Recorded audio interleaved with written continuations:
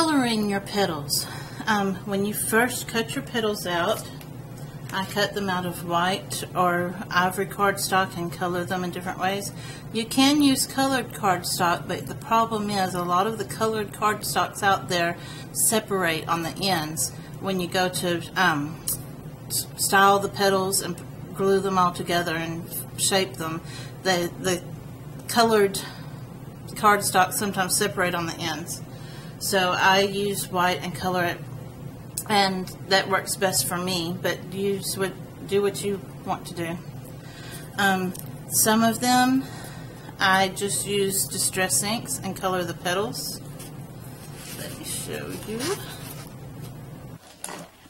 If you want to just use distress inks, you can take the petal, use your non-stick craft sheet, use your foam alcohol ink blender or your distress ink blender, start off the pad and put color on it. You can put just a little color on the ends on this petal. This flower, I just put some color on the ends there of the rose. Or you can get a lot of ink in one color, and I need to re-ink that pad. Whoops. If it separates, that's okay. You're going to roll them all together anyway. Get a lot of ink in one color and come in with the darker color. This was worn lipstick that I just put on there. I could come in with barn door or fired brick and just hit the very edges.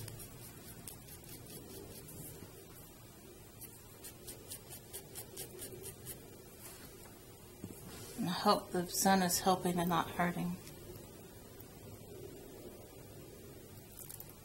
I'm just going to ink the very edges of it. Another option is to take Distress Stain in a light color. This one's Scattered Straw. And stain the entire petal, front and back. And I usually stain the front of all of them and then turn it over, and that gives the front a little bit of time to dry, but it doesn't make a big difference. And let that dry. And I happen to have one already done that's dried in the Scattered Straw. And then take a darker color, and this time I'm going to use worn lipstick and just hit the edges. That makes a really pretty flower.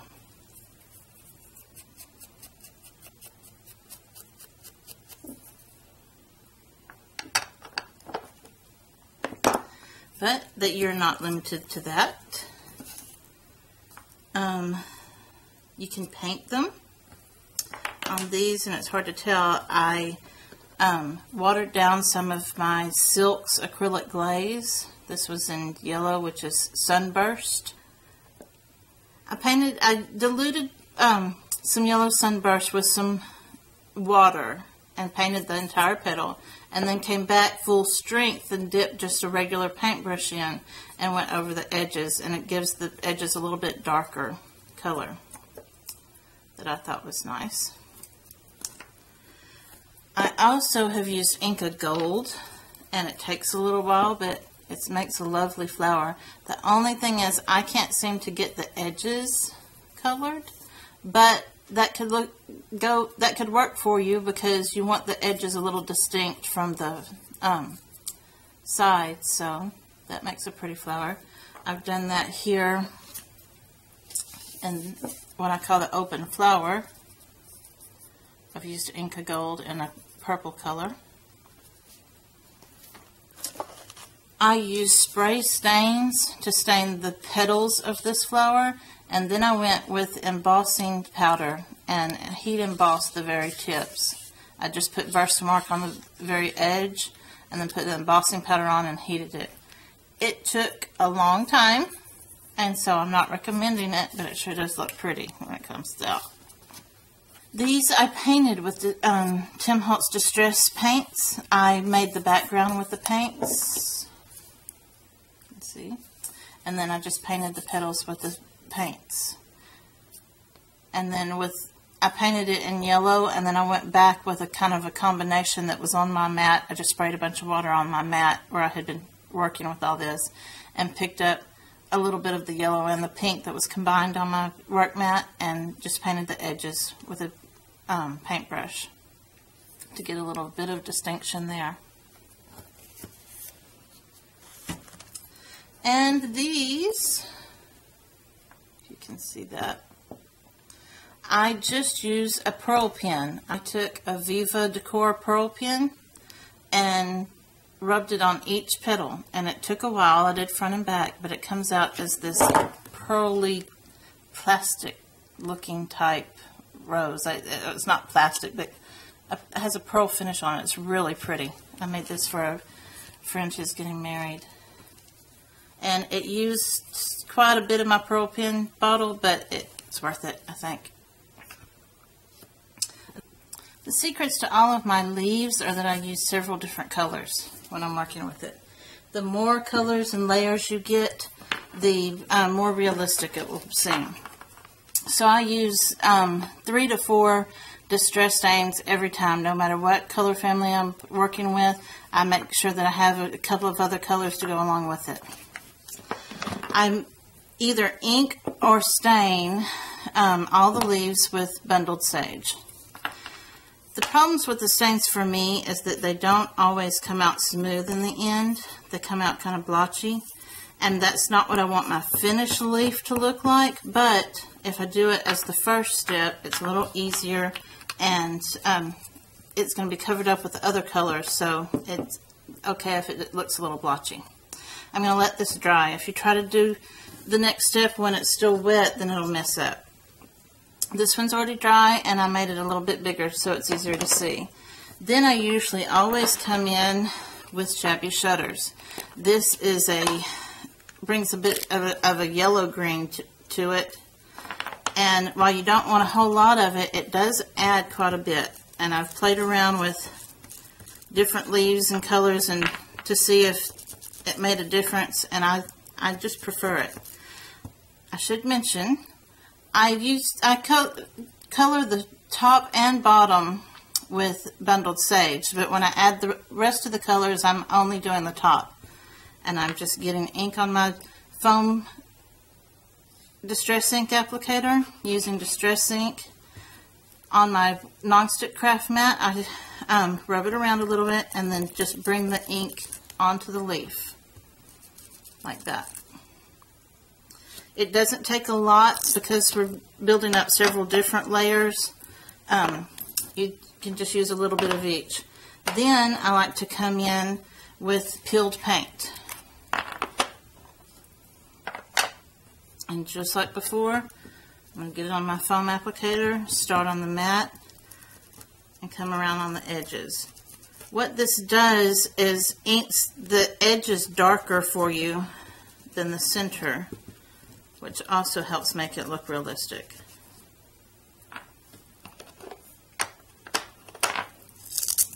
And then, if I want more of a green tone, I'll go with pine needles.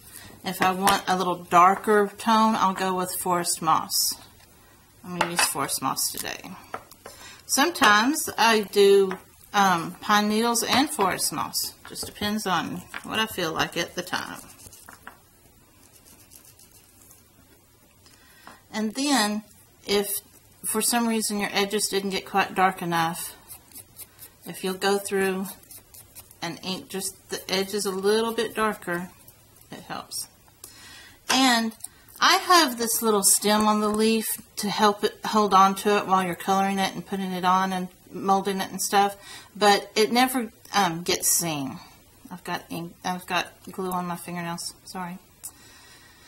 But it doesn't get seen. When you tuck it in under your flowers,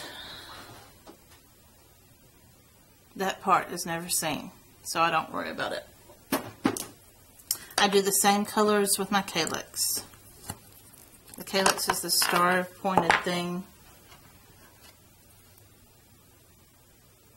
And it's not necessarily, you don't have to have it, but I like it. It kind of covers up the bottom of my rose when I put it on there. So, and to shape the leaves,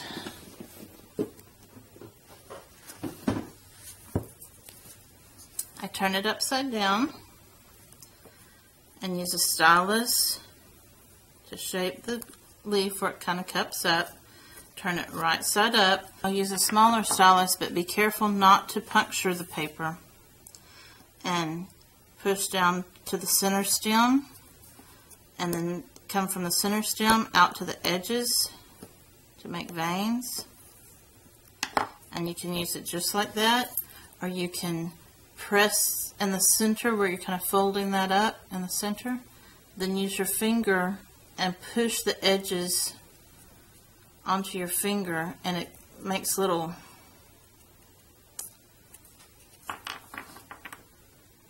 makes the edges look really realistic. And see, this part will be covered up by your flower.